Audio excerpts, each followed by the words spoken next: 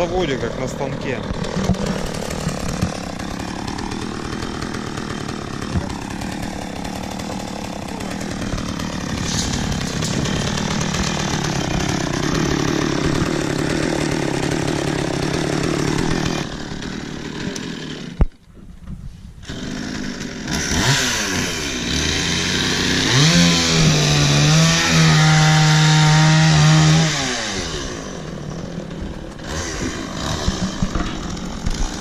Буду постоянно обращать внимание на материал.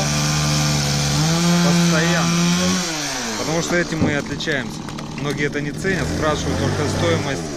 Почему у вас стоимость, они уточняют даже из чего и как мы строим. То есть насколько мы душу отдаем, насколько мы трепетно относимся именно к материалу. Покажу.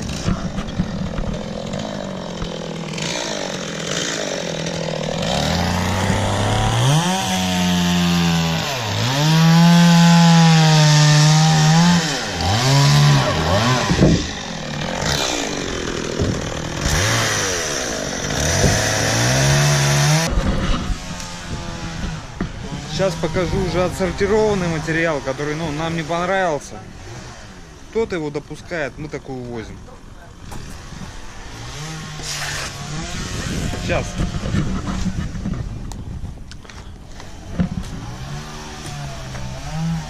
Вот обзолы, вот такие вещи.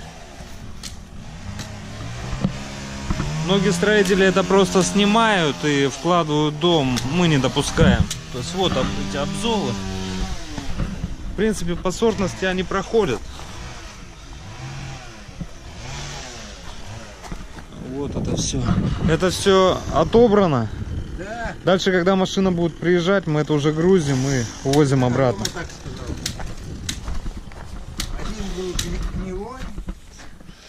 Так, это тоже, да, отсортированное? Да, вот приходят вот такие вещи. Заморачиваемся, это все специально складируем, потом уже обратно увозим.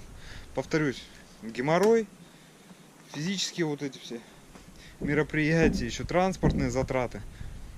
Делаем, но в дальнейшем у вас дом зато красивый, благородно выглядит, красивый.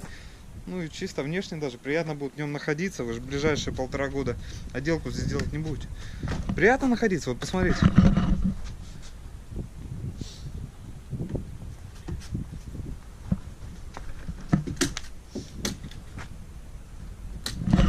То есть внешне и внутренне дом выглядит очень красиво. Ну да. Серьезно, привезли бы говнобрус, выглядело все хреново, но зато он дешевле. Причем мы посчитали на мы посчитали на 45 рублей всего лишь брус у нас дороже на 45 рублей. Но блин, смотри, он какой крутой. Мы брус берем порядка 7000 рублей за куб. Вот такой. Первого, второго сорта. Аккуратный, красивый, с минимумом обзола. То есть он идет где-то 6900-7000 рублей за куб. Ну, цены постоянно растут, поэтому это на текущий момент.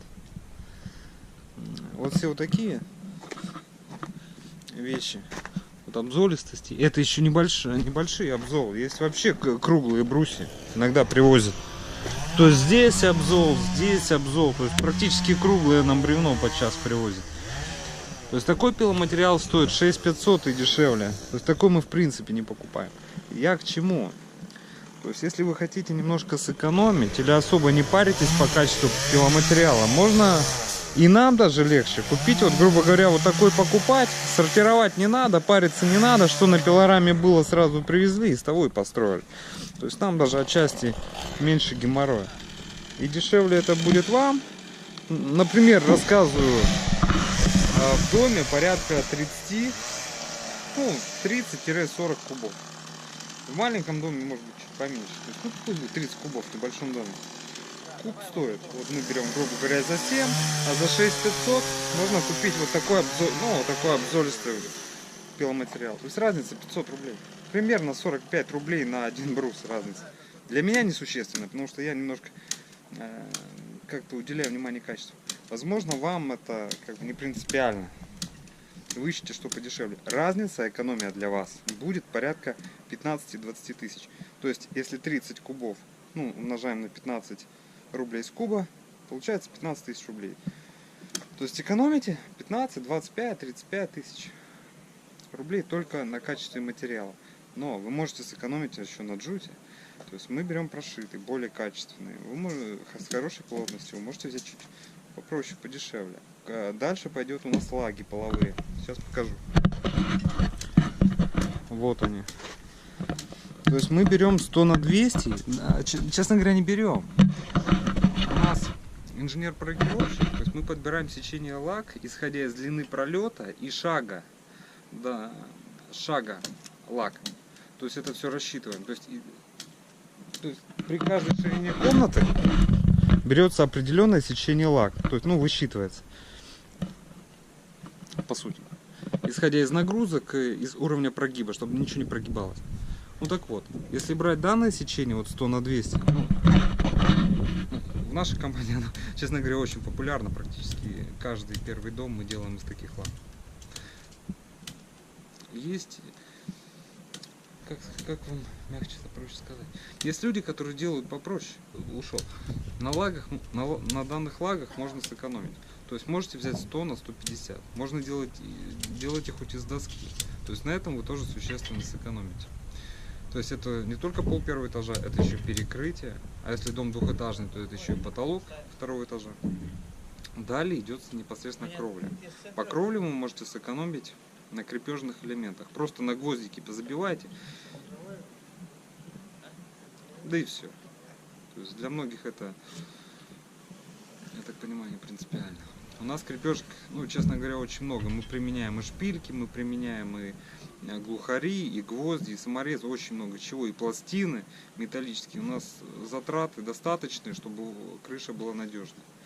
Дальше там еще идет гидропаразоляционная мембрана. У нас идет плотная трехслойная, то есть, ну, не дешевая. То есть весь конденсат, она не рвется, весь конденсат будет оставаться на пленке, то есть, ну, надежно на долгий год. Плюс сам металл. То есть по материалам вы можете сэкономить на строительстве дома, на качестве только, ну, порядка 50 тысяч, это как минимум. А если брать фундамент, ну, все там 100, 150, ну, 1100 точно вы можете сэкономить только на материалах при строительстве дома. То есть от бюджетного, самого дешевого варианта до более хорошего, не говорю, что лучшего, хорошего, достаточного для жизни, достаточного для того, чтобы конструкции несли свои нагрузки и выполняли хорошо свою функцию. Разница будет только по материалам, порядка 100 тысяч. Представляете?